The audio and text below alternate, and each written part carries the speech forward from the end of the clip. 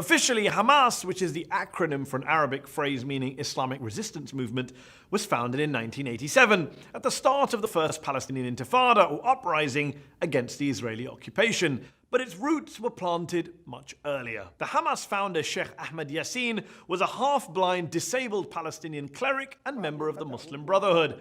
The Brotherhood had been repressed by the Egyptians in Gaza prior to 1967, but once the Israelis invaded and occupied the Strip, they didn't just turn a blind eye to these Islamists, they encouraged them. See, the Israelis, especially right-wing Israelis, wanted to undermine the power of the dominant Palestinian political force at that time, the nationalist PLO, at the heart of which was the secular Fatah party of Yasser Arafat, their bête noire.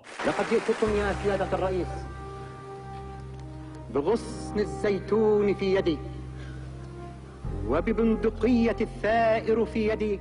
By empowering Sheikh Yassin and the Muslim Brotherhood, Israeli leaders thought they could divide and rule the occupied Palestinians, play them off against each other, secular nationalists against religious Islamists. So in 1978, when Yassin wanted to officially register his Islamic Association, which was basically the precursor to Hamas, the Israelis were only too keen to help. Yassin built and grew a network of Islamist social institutions across Gaza, including schools and clubs and mosques, and Israel helped fund some of those projects. Most American politicians have no clue about any of this, although the former Republican Congressman Ron Paul once made this point on the floor of the House. Hamas was encouraged and really started by Israel because they wanted Hamas to counteract Yasser Arafat. Arafat himself told an Italian newspaper, quote, "Hamas is a creature of Israel." He even claimed that former Israeli Prime Minister Yitzhak Rabin admitted as much to him, calling it a fatal error.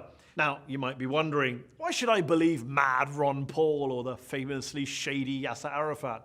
Well, you don't have to. You can believe top Israeli and US officials who've basically owned up to all this. Brigadier Yitzak, for example, who was the Israeli military governor in Gaza, and later told a New York Times reporter that he helped finance the Islamic movement. "The Israeli government gave me a budget," he said, "and the military government gives to the mosques." Colonel David Hakam, who worked in Gaza in the late 1980s as an Arab affairs expert in the Israeli military, has admitted that the original sin was Israeli support for Yassin in the late 70s. But at the time, he has argued, nobody thought about the possible results. Well, Avner Cohen did. Cohen was the Israeli official who was responsible for religious affairs in Gaza for more than 2 decades, and who now says, quote, "Hamas, to my great regret, is Israel's creation." Yeah, Cohen's words. He actually wrote an official report to his superiors in the mid-1980s, warning them not to play divide and rule in the occupied territories and calling on Israel to, quote, "break up this monster before this reality jumps in our face."